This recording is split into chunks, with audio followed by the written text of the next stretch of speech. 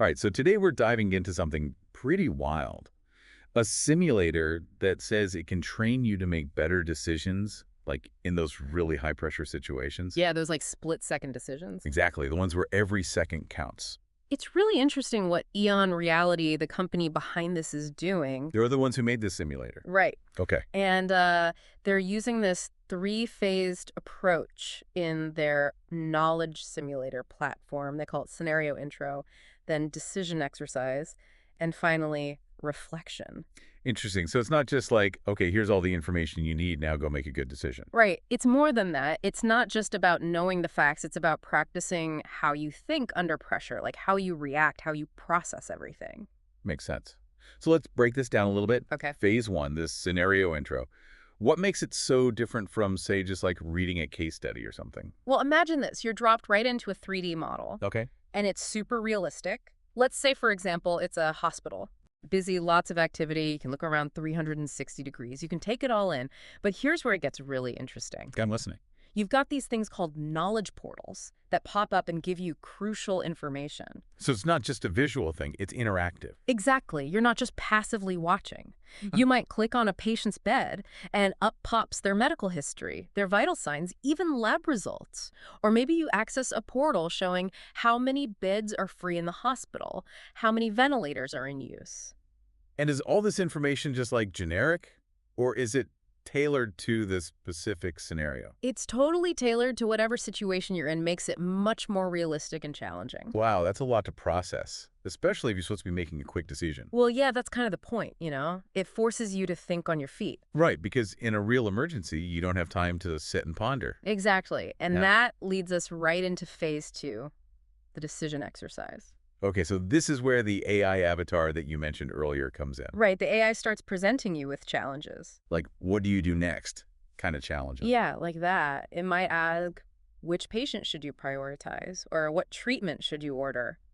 Oh, wow. And here's the thing, it's tracking everything, how fast you respond, what choices you make. It analyzes it all. I bet that's nerve-wracking. Oh, I'm sure it is. Like having an AI judge your every move. So you're not just being judged, you're being trained. Right. You got it. And this real-time feedback is where the learning really starts. The simulator can even throw in some unexpected curveballs, you know, just like in real life, to see how well you adapt. So it's like this constant test to see how calm you can stay and how good your decisions are under all this pressure. Pretty much. But what happens after you've made your choices? That's what we're going to talk about next. Yeah, that's what I'm wondering about. Like, is it just pass or fail, or is there's more to it? That's where phase three reflection comes in. And this is where it gets really interesting.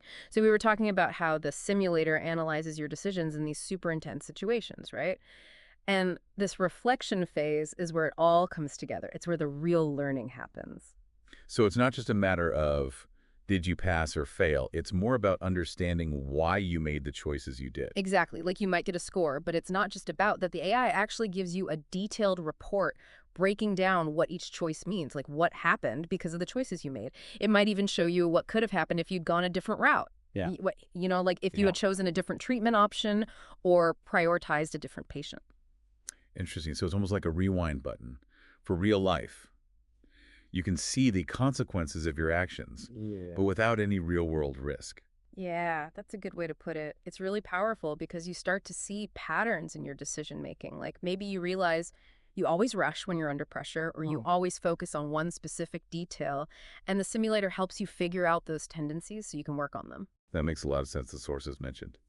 They're testing this out in different fields like emergency response and healthcare management. Oh yeah, think about that hospital scenario again in a real crisis.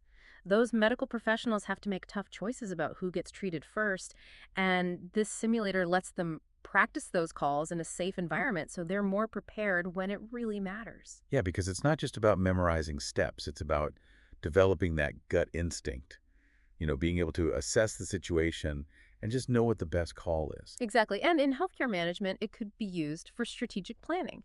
Yeah. Like imagine a hospital administrator dealing with budget cuts or a sudden influx of patients.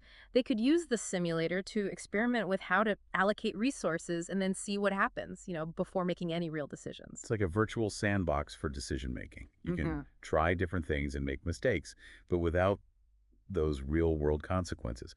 But what about business management? The source material mentioned that too. How would it work for that? Well, think about a CEO who has to make a big decision, like launching a new product or expanding into a new market. There's so many things to consider, and the stakes are huge. This simulator could help them analyze everything, test different strategies, and see how it might affect their bottom line. So it's not just reacting to crises.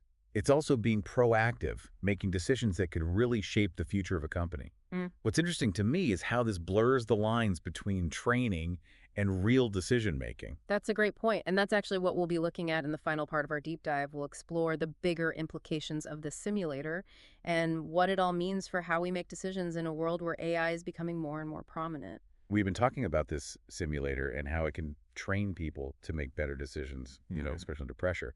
But it seems like this is bigger than just training. It really does. Like, it makes you think, are we moving towards a future where AI is making more and more of our decisions, not just in training, but like in everyday life? It's kind of freaky when you think about it, like giving up control, letting algorithms make choices for us. I think the key is finding that balance. It's not about getting rid of human intuition and experience altogether. It's more about using AI to make us better, to help us see what we might miss, to analyze information in a way that we can't. So it's more like having this superpowered advisor Yeah. helping us weigh things out, the pros and cons, and maybe even see what could happen. Exactly. And this simulator is a great example of that. It's not saying this is the right answer. It's giving us a safe place to try things out, learn from our mistakes, and get better at making those tough calls. The possibilities are pretty amazing. Imagine if we could use this tech to help world leaders make better decisions about things like climate change or global conflicts. Yeah, the potential is huge, but it comes down to how we use it. We have to be careful about the ethics, make sure these systems are built responsibly, and never forget that human element. It sounds like we're entering a whole new world of decision making, one where human intuition and AI work together to try and solve these really complex problems. It's exciting for sure, but it's also a challenge, and it leaves us with a lot to think about. How will we adapt to these new tools? How do we make sure they're used for good? Those are questions we'll all have to face as we go forward. Definitely a lot to think about. So, to our listeners, we leave you with this. How do you see AI changing the way we make decisions, and what role do you want to play in that future? Thanks for joining us for this deep dive.